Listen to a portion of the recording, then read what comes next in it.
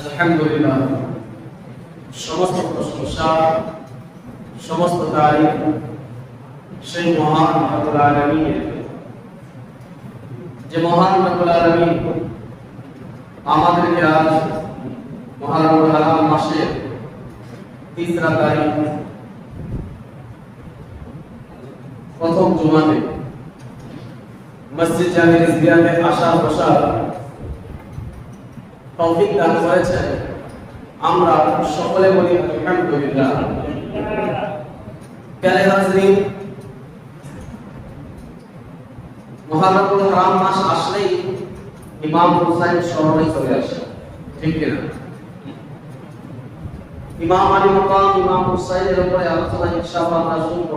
আহলে বায়তের সম্মান, কারবালার কথাগুলো শুনবো। এর আগে মুহররমুল হারাম মাস, এটা হচ্ছে ইসলামিক ক্যালেন্ডারের প্রথম মাস। আর ইসলামিক ক্যালেন্ডার বা হিজরি যেটা হয়, সেই মাসের শুরু হচ্ছে কি মুহররম। মনে রাখবেন যে আল্লাহ রাব্বুল আলামিন তিনি স্বয়ং যখন এই পৃথিবীকে সৃষ্টি করলেন, জমিন আসমান বানিয়েছেন, ওই সময় 12টি মাস তিনি আগে বানিয়েছেন। এটা না, এই 12 মাস কোনো মানুষ বানায়নি। বছরে যে 12টি মাস হয়, এটা কোনো মানুষের বানানো না। এই 12টি মাস স্বয়ং আল্লাহ রাব্বুল আলামিন বানিয়েছেন। কোরআনুল কারীম ফুরকানুল মাজিদে আল্লাহ রাব্বুল আলামিন স্বয়ং ইরশাদ করেন, ইন্না ইদ্দাতাশ শুহুরি ইনদাল্লাহি ইসনা আশারা শাহরান। নিঃসন্দেহ আল্লাহ রাব্বুল আলামিনের নিকটে 12টি মাস গণনা করা হয়েছে। অর্থাৎ 12টি মাস যখন আল্লাহ জমিন এবং আসমান বানিয়েছে, 12টি মাস তখন থেকে রয়েছে।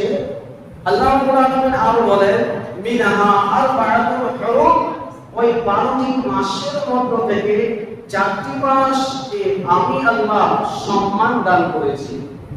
হুরমাত ওয়ালা, সম্মানিত 4টি মাস, যেটা হচ্ছে একটি রজব, আর এই দিকে লাগাতার 3টি মাস ঈদের পর, রমজান ঈদের পর থেকে যে মাস আসে, জিলকাদা, জিলহিজ্জা এবং এই মুহররম। এই মুহররম মাস, এটাও হচ্ছে সম্মানিত মাসের অন্তর্ভুক্ত। আল্লাহ রাব্বুল আলামিন কোরআনুল কারীমের এই আয়াতের শেষের দিকে ইরশাদ করেন, যখন এই হুরমাত ওয়ালা মাস আসবে, তোমরা নিজের জানের উপরে কোনো অত্যাচার করবে না, কোনো জুলুম করবে না, গুনাহ মাসিয়াত থেকে তোমরা বিরত থাকবে। মনে রাখবেন, এই যে 4টি মাস, অন্যান্য মাসে গুনাহ করলে গুনাহ তো হবেই, এমন যে না অন্য মাসে গুনাহ নেই। কিন্তু এই সম্মানিত মাস রয়েছে, যার মধ্যে মুহররমও আছে, এই মাসের মধ্যে বান্দা যদি গুনাহ করে, তবে অন্যান্য মাসের চেয়ে বেশি পাপী এই মাসে গুনাহ করা হবে। তাই সম্মানিত মাস যখন আসবে, খুব হুঁশিয়ার, খুব সাবধান হয়ে আমাদেরকে কদম বাড়াতে হবে, বেশি বেশি নেকি করতে হবে। মুহররম এই শব্দের অর্থই হচ্ছে সম্মানিত। আর মনে রাখবেন, এই যে মুহররম ইসলামিক ক্যালেন্ডারের প্রথম মাস আছে। তো এটা প্রথম মাস কেন, আগে এর উপরে কিছু আলোচনা হয়ে যায়। সম্ভবত 17 হিজরি নবী সাল্লাল্লাহু আলাইহি ওয়াসাল্লাম যখন মক্কা থেকে হিজরত করে মদিনায় আসলেন, তখন তার হিজরতের 17 হিজরি, এটা আমরা হিজরি মাস বলি কিনা। আর যেটা ইংলিশ যে মাসটি হয়ে থাকে, জানুয়ারি, ফেব্রুয়ারি, মার্চ, এপ্রিল, মে, জুন, এটাকে বলা হয় ঈসাই, অর্থাৎ ঈসা আলাইহিস সালাম থেকে সম্পর্ক রাখা আছে। শোনা গিয়েছে যে ঈসা আলাইহিস সালাম যেদিন এই দুনিয়া থেকে আসমানে আল্লাহ চতুর্থ আসমানে উঠিয়ে নিয়েছিলেন, সেই দিন থেকে এই ঈসুই তারিখ শুরু হয়েছে। কতটুকু সত্য সেটা আমি জানি না। তো 2026 বছর হয়ে গিয়েছে ঈসা আলাইহিস সালামের এই দুনিয়া থেকে চলে যাওয়া, আসমানে যাওয়া। যাই হোক, বা তার জন্ম থেকে এই দুটা থেকে যে কোনো একটি হতে পারে। প্যারে নাজরীন, তো ইসমি নয় ইংলিশ যেটা হয় ঈসা আলাইহিস সালামকে সম্পর্ক রেখেছেন বা ঈসাইরা সেটা বানিয়েছে। আর মুহররম এটা হিজরি বলা হয়, অর্থাৎ হিজরি যখন বলা হবে বা হিজরা মাস বলা হবে তখন মাইন্ডে একটি কথা চলে আসে, এটা নবী সাল্লাল্লাহু আলাইহি সাল্লামের হিজরত থেকে মনে হয়। কিন্তু নবী সাল্লাল্লাহু আলাইহি সাল্লাম যখন হিজরত করেছিলেন তখন ইসলামিক ক্যালেন্ডার এভাবে ছিল না। মুহররম, সফর এই মাসগুলো তো ছিল, মাস তো যেদিন থেকে দুনিয়া এবং আসমান বানানো হয়েছে তখন থেকে মাসগুলো রয়েছে। কিন্তু এইভাবে ধারাবাহিকভাবে প্রথম যে মুহররম, শেষ যে জিলহিজ্জা আছে, এই ধারাবাহিকভাবে আগে ছিল না। ফারুক আযম রাদিয়াল্লাহু তাআলা আনহু যখন খেলাফতের ভার সামলালেন, তিনি যখন আমিরুল মুমিনিন হলেন, ইসলাম শুধু আরব নয়, আশেপাশে অনেকগুলো শহর, অনেকগুলো দেশগুলোতে যখন ইসলাম প্রচার প্রসার হয়ে গেল, ইসলামের পতাকা দূর দূর পর্যন্ত যখন চলে গেল, তখন সাহাবায়ে কেরাম রাদিয়াল্লাহু তাআলা আলাইহিম ফারুক আযম রাদিয়াল্লাহু তাআলা আনহুর কাছে এসে 17 হিজরি ছিল, তিনি বললেন, আমিরুল মুমিনিন, আমাদের একটি উচিত যেভাবে আমরা ট্যাক্স হয় অথবা যাকাত দিতে হয়, এমনি ভাবে একটি আমাদের আনুমান জরুরি রয়েছে যে একটি সংখ্যা বা একটি তারিখ নির্ধারিত করা, যে বছর আমাদের এই মাস থেকে শুরু হবে এবং এই মাস থেকে বছর আমাদের শেষ হবে। কেননা যদি এইভাবে করি তখন আমাদের হিসাব কিতাব করতে সুবিধা হবে। তখন ফারুক আযম রাদিয়াল্লাহু তাআলা আনহু তিনি কি করলেন, হিসাব লাগালেন, তো আমরা কোন মাস, তোমরা পরামর্শ দাও। কেউ কেউ পরামর্শ দিল ঈদ থেকে করবে, কেউ বলল রমজান থেকে করবে, নানা ধরনের পরামর্শ চলে আসলো। কিন্তু ফারুক আযম রাদিয়াল্লাহু তাআলা বললেন, না, আমরা মাসের নাম করব হিজরি সন, আর ওই সময় থেকে আমরা প্রথম মাসের গণনা করব মুহররমের, প্রথম মাসের প্রথম মাস ওই মাসকে বানাবো যেই মাসটি রাসূলুল্লাহ সাল্লাল্লাহু আলাইহি ওয়াসাল্লাম মদিনা মুনাওয়ারাতে যে কদম মোবারক রেখেছেন। সুবহানাল্লাহ। তো সাহাবায়ে কেরাম রাদিয়াল্লাহু তাআলা আজমাইন আল্লাহ রাসূল সাল্লাল্লাহু আলাইহি ওয়াসাল্লাম হিজরতকে স্মরণ করার জন্য এই হিজরি নববর্ষ তিনারা বানিয়ে ফেললেন। যখন তখন এই হিজরি নববর্ষ আসবে তখন রাসূলুল্লাহ সাল্লাল্লাহু আলাইহি ওয়াসাল্লাম এই কষ্টের কথা মক্কা থেকে কিভাবে কষ্ট করে আবু বকর সিদ্দিক রাদিয়াল্লাহু তাআলা আনহুর সঙ্গে তিনি হিজরত করেছিলেন, এই কথাগুলো স্মরণে চলে আসে। প্যারে হাজরিন, 17 হিজরিতে ফারুক আযম বললেন, আজ থেকে ইসলামিক ক্যালেন্ডার যেটা লুনার হয়ে থাকে মনে রাখবেন, আর জানুয়ারি ফেব্রুয়ারি ওটা সোলার হয়ে থাকে, অর্থাৎ সূর্য হিসাবে হয়ে থাকে। আর ইসলামিক ক্যালেন্ডার যেটা হয় ওটা লুনার হয়ে থাকে চাঁদের হিসাবে। তাই দিনগুলো কিন্তু কম বেশি হয়ে যায়। জানুয়ারি হিসাবে ডিসেম্বর পর্যন্ত 365 দিন হয়, আর এইদিকে মুহররম থেকে জিলহিজ্জা পর্যন্ত যদি আমরা করি তো কম বেশ 29-30 মিলিয়ে 355 দিন হয়ে যায়। 10, 12 বা 15 দিন কম বেশি দুটার মধ্যে হয়ে যায়। আর জানুয়ারি ফেব্রুয়ারি সেটা যেহেতু সোলার আছে, শামসিক ক্যালেন্ডার হিসাবে আছে, তো ডিসেম্বরে ঠান্ডা আসবে, জানুয়ারিতে ঠান্ডা আসবে, জুন জুলাই এর মধ্যে গরম পড়বে। কিন্তু ইসলামিক ক্যালেন্ডারে এমন ভাবে রয়েছে যে আল্লাহ রাব্বুল আলামিন প্রত্যেকটি মৌসুমের মধ্যে প্রত্যেকটি মাস পড়বে, মৌসুম চেঞ্জ হতে থাকবে, মাসও চেঞ্জ হতে থাকবে। কখনো রমজান আমরা পাবো শীতের মধ্যে, কখনো রমজান আমরা পাবো গরমের মধ্যে, কখনো হজ আমরা পাবো শীতের মধ্যে, কখনো হজ আমরা পাবো বৃষ্টির মধ্যে। কেন এভাবে করা হয়েছে? যেন আমাদের পরীক্ষা নেওয়া হবে আর সারা পৃথিবীর মানুষকে দেখানো হবে যারা আল্লাহ বিশ্বাসী তারা না শীতকে ভয় করে, তারা না গরমকে ভয় করে, তারা না বর্ষাকে ভয় করে, বাস আল্লাহর আদেশ আছে রোজা রাখতে হবে, সেটা শীত হোক গরম হোক, দিন ছোট হোক দিন বড় হোক, তারা রোজা অবশ্যই রাখবে। বর্ষা হোক যেটাই তুফান হোক, হজ যদি আল্লাহর আদেশ হয়েছে তো বান্দা হজ অবশ্যই আদায় করে দিবে। তাই এইভাবে লুনার সিস্টেম কি রয়েছে। তো 17 হিজরিতে সম্ভবত এই প্রথমবার ফারুক আযম রাদিয়াল্লাহু তাআলা জামানায় মুহররমুল হারাম মাসকে আরবি মাসের প্রথম মাস বানানো হলো। প্যারে হাজির, এই ছিল মুহররমের ইতিহাস। হিজরি নববর্ষ কিভাবে শুরু আমাদের হলো। আর এই মুহররমুল হারামে অনেকগুলো ফজিলত রয়েছে। এই ফজিলত তো এটাই রয়েছে, বাস আমি মনে করি এর চেয়ে বড় আর কি ফজিলত হতে পারে। রাসূলুল্লাহ সাল্লাল্লাহু আলাইহি ওয়াসাল্লাম বলেছেন মুহররম আল্লাহর মাস। এখন প্যারে যে জিনিসটি আল্লাহর সঙ্গে সম্পর্ক হয়ে যায় তার মর্যাদা কেমন হয়। কোন ব্যক্তি খুব দানবীর আছে, ধন সম্পদ তার বেশি আছে, প্রভাব তার বেশি, সেই ব্যক্তি যদি নিজের সঙ্গে কারো সম্পর্ক করে, গরিবের সম্পর্ক করে, এখন সে গরিব আর গরিব থাকে না। আপনি দেখবেন ছোট নদী নালাগুলো তার পানিগুলো যেটা হয় বেশি দামি হয়, সমুদ্র পানি খুব গভীর হয়। এখন ওই নদী নালার একটু পানিটা যদি সমুদ্রের ভিতরে ঢেলে দেওয়া হয়, সম্পর্ক যদি করে দেওয়া হয়, এখন ওই নদী নালা হয় না, সমুদ্রের মধ্যে সে পরিণত হয়ে যায়। ঠিক কি না?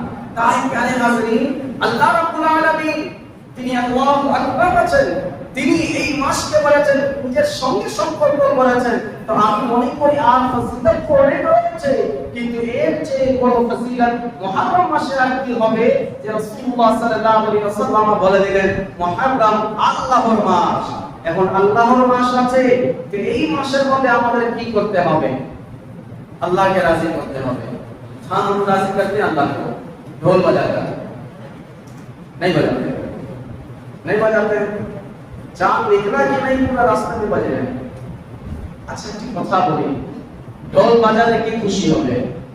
আমার মনে হয় যে একবার যদি ডাঙ্কা বাজায় তখন 10টা করে নাকি পাওয়া যায়, তাই কি না? जोड़े बोलो ना एक आप तो नहीं बोल रहे हैं, लेकिन हमारा चाचा, हमारा भतीजा, हमारे बच्चे, हम खुद अपने बच्चे को ला करके छोटा छोटा ढोला देते, तब बजाओ मुहर्रम में, হয় কি না? ছোটবেলায় খেলনা যখন বাচ্চাদেরকে দিচ্ছি কিনা আমরা, বলুন না, তাই না? মেলা লাগবে, এই মেলাতে ছোট ছোট ঢোলগুলো ডাঙ্গাগুলো বাজানো হবে, আমরা খরিদ করে बच्चा विजिट करो ना, बच्चा है बजाने दीजिए। तो बच्चे से गुनाह कामी, अरे बच्चा है उसको नमाज सिखाओ ताकि बचपन से नमाज पढ़े तो जवानी तक नमाज पढ़ते रहे। ঠিক কি না? প্যারে হাজিরিন, এটা আল্লাহর মাস, মুহররম আল্লাহর মাস, আল্লাহকে রাজি করতে হবে। কিন্তু প্যারে হাজিরিন, এই মুহররমুল হারাম মাসের মধ্যে আমরা আল্লাহকে রাজি না করে আজ আমরা অন্যান্য গুনাহের দিকে চলে যাচ্ছি। প্যারে হাজিরিন, মনে রাখবেন ইমাম আলী মাকাম ইমাম হুসাইনের নামে ফাতিহা পড়ানো এটা কোনো খারাপ কথা নয়, এটা মুহাব্বতের একটি আলামত আছে। এটা আমি জানি কাল কিয়ামতের ময়দানে বখশিশের একটি জরিয়া হতে পারে, কিন্তু ফাতিহা পড়ানোটা একটা মুস্তাহাব কাজ, ফরজ কাজ না। আপনি যদি ফাতিহা পড়াবেন না, কিয়ামতের ময়দানে কেউ জিজ্ঞাসা করবে না কেন ফাতিহা পড়ানো হয়নি, কেউ বলবে না কেন ফাতিহা পড়াননি। কিন্তু ফাতিহা পড়ালে অনেক বড় নেকি আছে, তার মুহাব্বতের একটি বহিঃপ্রকাশ আছে, এটা আমি স্বীকার করছি, কিন্তু এটা মুস্তাহাব। আজ যে নামাজ আমাদের ফরজ আছে সেই নামাজের কোনো খবর নেই, কিন্তু মুহররম মাস আসলে মৌলভী সাহেব লোग अच्छा नहीं है, इसके खिलाफ बोलते हैं, उसके खिलाफ बोलते हैं। এই 10 দিন তাদের হুঁশ চলে আসে ইমাম আলী মাকাম ইমাম হুসাইন আলাইহিস সালামের মহব্বতে। প্যারে হাজিরিন, আমি কারো বিরোধিতা করছি না, শুধুমাত্র সঠিক কথা চাচ্ছি যে লোকেরা বুঝুক যে এই মাসকে আল্লাহর মাস বলা হয়েছে, এই মাসের মধ্যে আল্লাহ রাব্বুল আলামিনকে রাজি করতে হবে। কিন্তু প্যারে আল্লাহ রাব্বুল আলামিনকে রাজি আমরা কিভাবে করব? নামাজের সময় যদি আমরা এক জায়গায় বসে থাকি, এখন আপনি বলুন না, তখন হবে আল্লাহ রাজি হয়ে যাবে যে আল্লাহর আদেশ কি নামাজ পড়ো, 5 ওয়াক্ত মুয়াজ্জিন সাহেব কামিয়াবির দিকে চলে আসো, কল্যাণের দিকে চলে আসো, নামাজের দিকে চলে আসো, জিজ্ঞাসা করছেন, বারবার আওয়াজ লাগাচ্ছেন।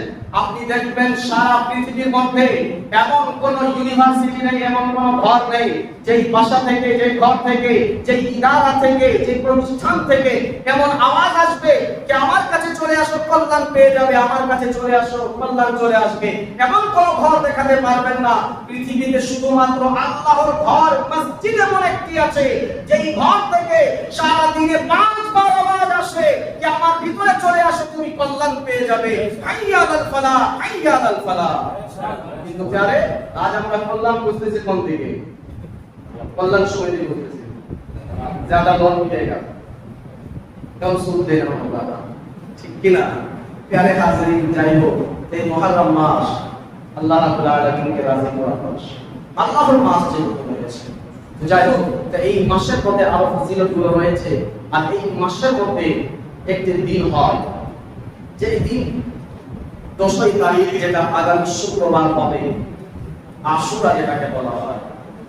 এর উপরে কথা বলে যেমন আগামী সপ্তাহ আবার আমরা পাবো আশুরার কিছু ঘটনা বলবো, কারবালার কিছু ঘটনা বলবো, কিন্তু যেহেতু শুক্রবার আগামী দিনে চলে আসবে আশুরা, তাই আজকেই আমি এর উপরে কিছু কথা বলে যাই। আশুরা এটা আরবি শব্দ, আশুরা মানে দশক, যে কোনো দশককে আশুরা বলা যায়, কিন্তু বিশেষ করে মুহররমের 10 তারিখে আশুরা বলা হয়। এর মধ্যে উলামায়ে কেরামগণ মতবিরোধ রেখেছেন, আলাদা আলাদা তিনারা মত প্রকাশ করেছেন। তিনারা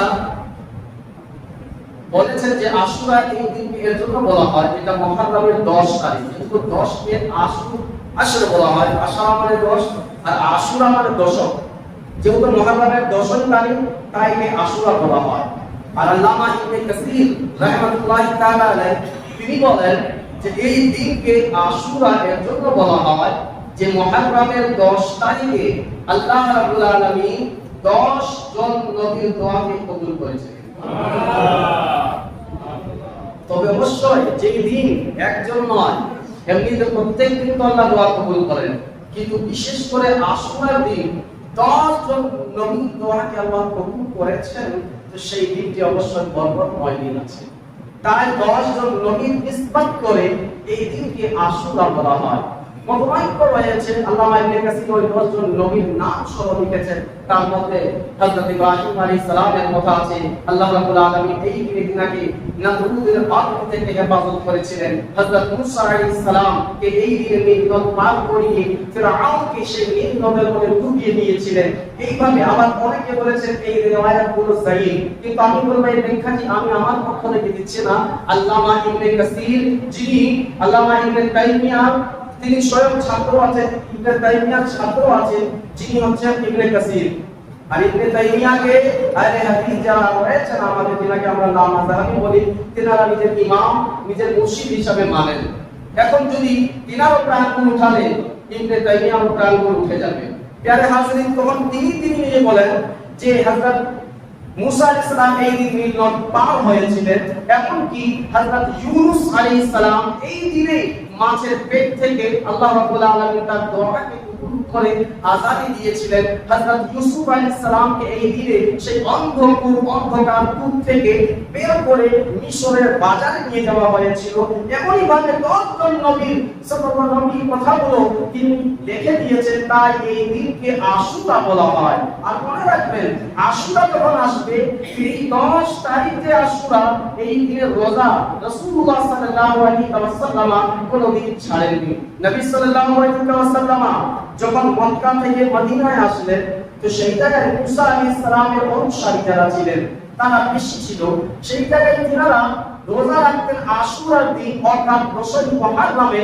রাসূলুল্লাহ সাল্লাল্লাহু আলাইহি ওয়াসাল্লাম সাহাবায়ে কেরামগণকে জিজ্ঞাসা করলেন, এরা কিসের রোজা রাখে? তো নবী আলাইহিস সালামকে সাহাবারা বললেন, ইয়া রাসূলুল্লাহ, তিনারা এই দিন এর জন্য রোজা রাখেন যে এই দিন আল্লাহ রাব্বুল আলামিন মুসা আলাইহিস সালামকে ফিরআউনের উপরে বিজয় দান করেছিলেন। তারা সেই আনন্দে, সেই খুশিতে এই দিন আল্লাহর শুকরিয়া জানিয়ে রোজা রাখে। নবী সাল্লাল্লাহু আলাইহি ওয়াসাল্লাম বলেন, তারা যে মুসা আলাইহিস সালামকে মানে, তার চেয়ে বেশি অধিকার তো আমাদের রয়েছে।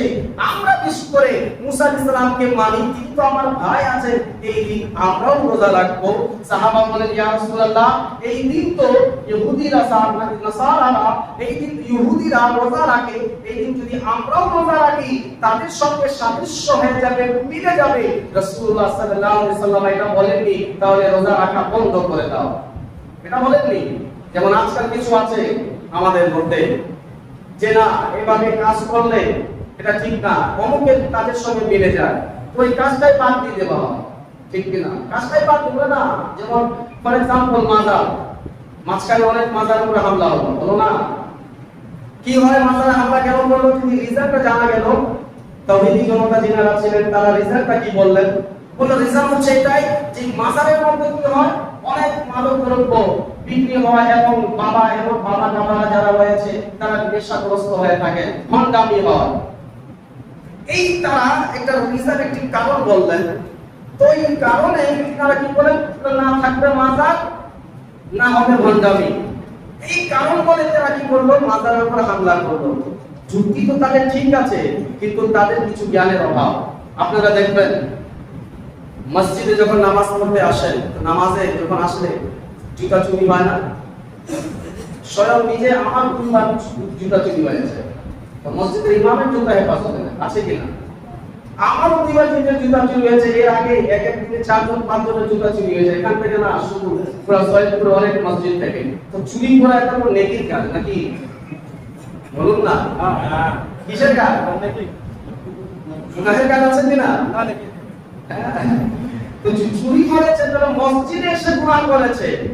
এখন প্যারে হাজিরিন, যেহেতু মসজিদে গুনাহ হয়েছে, চুরি তো অন্য জায়গায় করেনি, মসজিদে চুরি করেছে। এখন যাদের মাইন্ড এটা আছে যে না থাকবে মাজার, না হবে ভণ্ডামি, তবে তাদের উচিত মসজিদকে ভেঙে দিবে, না থাকবে মসজিদ, না হবে চুরি। তখন বলবে না মসজিদ না থাকলে অন্য জায়গায় চুরি করবে। আমি বলতে এমনই ভাবে মাজার যদি না থাকে ভণ্ডামি অন্য জায়গায় করবে, ঠিক কিনা? তাই যেই জিনিসটি খারাপ আছে সেই জিনিসকে বাদ দিতে হবে। ভণ্ডামি যদি হচ্ছে তো ভণ্ডামিকে বাদ দিতে হবে। এই ভাঙ্গা ভাঙ্গি ইত্যাদি করা মাজার, যেখানে আল্লাহর ওলিরা, আল্লাহর নেককার বান্দারা যারা ইসলামের জন্য পুরো বিশ্বকে নিজের জীবন করে দিয়েছেন, তাদের লাশকে উদ্ধার করে আগুন লাগিয়ে দেওয়া, এটা কোনো মানুষের কাজ হতে পারে না। এটা কোনো ভালো মানুষ, সচেতন মানুষের কাজ হতে পারে না। যারা পাগল দেওয়ানা মজনু আছে তাদের কথা আলাদা আছে।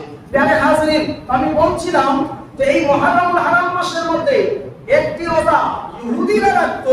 রাসূলুল্লাহ সাল্লাল্লাহু আলাইহি ওয়াসাল্লামকে সাহাবারা বললেন তাদের সঙ্গে মিলে যাবে, সম্পর্ক হয়ে যাবে। তিনি মানা করেননি যে ঠিক আছে তাহলে রাখবো না। রাসূলুল্লাহ সাল্লাল্লাহু আলাইহি ওয়াসাল্লাম বলেন তারা যদি একটা রোজা রাখে আমরা দুটো রোজা রাখবো। তারা একটা যদি রাখে আমরা কয়টা রাখবো? দুইটা রোজা রাখবো। এর থেকে কি বোঝা যায়?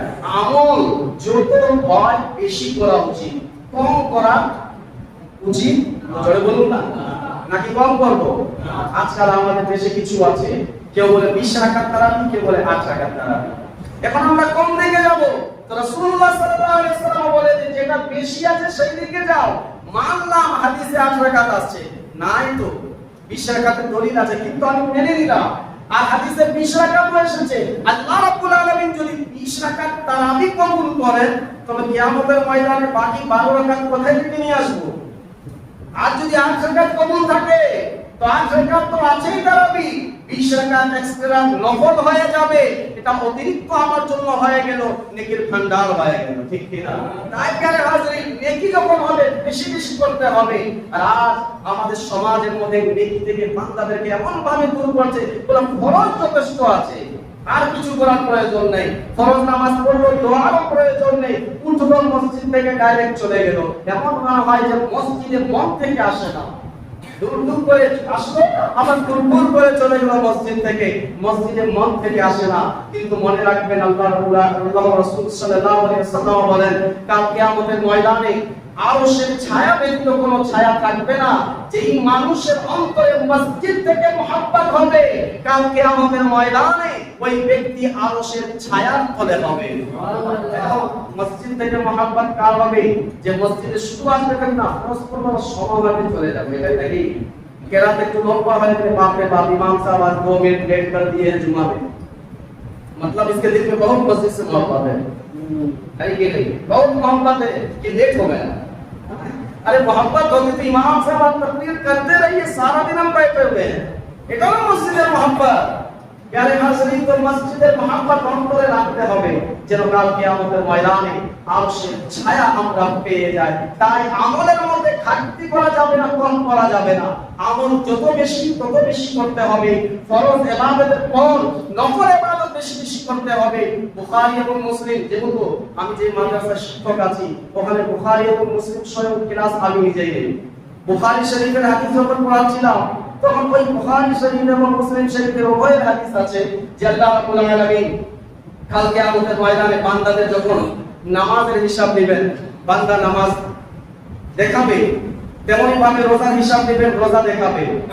যখন এই ফরজ ইবাদত নামাজ এবং রোজা, ফরজ রোজা, ফরজ নামাজ যখন দেখাবে, তার মধ্যে যদি কোনো ঘাটতি থাকবে, তখন আল্লাহ রাব্বুল আলামিন ফেরেশতাদেরকে বলবেন, এর অন্য খাতা চেক করো, দেখো নফল কোনো নামাজ আছে কিনা, নফল নামাজ আছে কিনা। যদি নফল নামাজ থাকে, আল্লাহ রাব্বুল আলামিন বলবেন, এই নফল নামাজ থেকে তার ফরজের ঘাটতিগুলোকে পূরণ করে দাও। তেমনি ভাবে রোজার ব্যাপারে বলা হবে, তার ফরজ রোজায় যদি কোনো ঘাটতি থাকে, আল্লাহ রাব্বুল আলামিন ফেরেশতাদেরকে বলবেন, তার অন্য খাতায় দেখো তার নফল কোনো রোজা আছে কিনা। নফল রোজা যদি থাকে, তার ফরজের রোজার ঘাটতিগুলোকে পূরণ করে দাও। আর আজ তো আমরা নফল রাখতেই চাই না, আর মানুষ চিকিৎসা হলো, আরে নফলে রাখতে কি জরুরত নেই। কিন্তু নফল কত বড় কাজে আসবে যদি ফরজের ঘাটতি হয়ে যায়। আর যদি আপনি বলেন না আমি এভাবে রোজা রাখি, কোনো ঘাটতি নাই, আমি বলবো ভাই আপনি গ্যারান্টি দিতে পারবেন না। আজ যে আকিদাটাকে আমরা আমল করি মানুষকে দেখানোর জন্য করি না, লম্বা লম্বা তাসবিহ নিয়ে আমরা রাস্তায় দেখাচ্ছি যে আমি তাসবিহ করি, কিন্তু মানুষ দেখানোর একটি আমল যদি হয়, সেই আমলটি আল্লাহ কোনদিন কবুল করবেন না। করবেন নাকি? কোনদিন করবেন না। তাই আমাদের উচিত যে আমলগুলো করব শুধুমাত্র আল্লাহ রাব্বুল আলামিনকে রাজি এবং খুশি করার জন্য। তো যাই হোক, আমি বলছিলাম যে এই আশুরার দিন আমরা দুটা রোজা রাখবো। আরেকটা কথা মনে রাখবেন, যেহেতু এইবার আশুরা জুমার দিন হচ্ছে, তো আগে ভাগে কথাটা আমি বলে দিচ্ছি যে পরবর্তীতে আপনাদের আর জিজ্ঞাসা করার কোনো প্রয়োজন যেন না হয়। নফল যেহেতু রোজা আছে, জুমা হচ্ছে ঈদে আসবার, মুমিনদের জন্য ঈদ, আর ঈদের দিন রোজা রাখা জায়েজ নয়, ঠিক নয়। ঈদের দিন রোজা মানা আর কুরবানিতে লাগাতার 4 দিন, এই সারা বছরে 5 দিন রোজা রাখা মানা। আর তেমনি ভাবে উলামায়ে কেরাম ও ফকিহ যারা রয়েছেন, তিনারা বলেছেন শুধু জুমার দিন নফল রোজা রাখা মাকরুহ আছে, হারাম না। কি আছে? মাকরুহ আছে। শুধু শব্দটা মনে রাখবেন। अब ये कोई मत समझे, आजकल लोग कुछ और कहते हैं, बाद में कुछ और समझते हैं। तो শুধু জুমার দিন রোজা রাখা মাকরুহ, কিন্তু এর নোটের মধ্যে লেখা রয়েছে, শুধু এটুকু দেখতে হবে না, কারণ নোট আছে আলাদাভাবে লিখে দেওয়া হয়েছে। হ্যাঁ, যদি কোনো খাস দিন থাকে, যেমন আশুরা 10 তারিখ আসে, অথবা কেউ যদি আইয়ামে বায়েজের রোজা রাখতে চায়, 13, 14, 15 আইয়ামে বায়েজ, যেটা ফজিলত আমি ঈদের আগে বা ঈদের দিন আমি বলেছিলাম। এখন আইয়ামে বায়েজের তারিখ ওই দিনে শুক্রবারে 13 তারিখ যদি শুরু হয়ে যায়, তখন কি করবে? তখন শুক্রবার থাকলেও রোজা রাখতে পারবে। ঠিক আছে? এর মধ্যে কোনো সন্দেহ নাই, যদি আশুরা 10 তারিখে হচ্ছে, তো দুটি রোজা আমরা রাখবো। কিন্তু কেউ যদি দুটি রোজা না রাখতে পারে, কমপক্ষে একটি রোজা রাখবে। শুক্রবার যদিও পড়েছে, যেহেতু এটা আশুরার রোজা, রাখতে পারে, মাকরুহ হবে না, কেননা এটা একটি আশুরার রোজা রয়েছে। আর যদি আশুরার রোজা থাকতো না, এমনি সাধারণ রোজা থাকতো, ইচ্ছে থাকতো নফল রোজা, তখন সে শুধুমাত্র শুক্রবারে রোজা রাখতে পারবে না। হ্যাঁ, বৃহস্পতি এবং শুক্র, অথবা শুক্র, শনি, রবি এভাবে লাগাতার যদি রাখতে চায়, তখন সে বান্দা রাখতে পারে। কিন্তু শুধু তানহা এককভাবে শুক্রবারে রোজা রাখা মাকরুহ, কিন্তু এটা আশুরার দিন 10 তারিখ পড়ছে, তাই এটা রাখতে পারবে। প্রিয় হাজিরিন, এই তো ছিল মুহররমুল হারাম মাসে কিছু ফজিলত নিয়ে। ফজিলত আরো রয়েছে, ইচ্ছা তো করছিল আরো অনেকগুলো ফজিলতগুলো বর্ণনা করি, কিন্তু সময়ের দিকে তাকাইলে সময় আর অনুমতি দিচ্ছে না। ইনশাআল্লাহ তাবারাক ওয়া তাআলা যে আয়াতে কারিমা আমি তেলাওয়াত করেছি, তার তরজমাটা যেহেতু করে দেয়, যেন বক্তব্যের পুরো সারমর্মটা আজকে আমরা বুঝতে পারি, আগামী সপ্তাহে কি বলবো। আল্লাহ রাব্বুল আলামিন ইরশাদ করলেন, কুল লা আসআলুকুম আলাইহি আজরান ইল্লাল মাওয়াদ্দাতা ফিল কুরবা।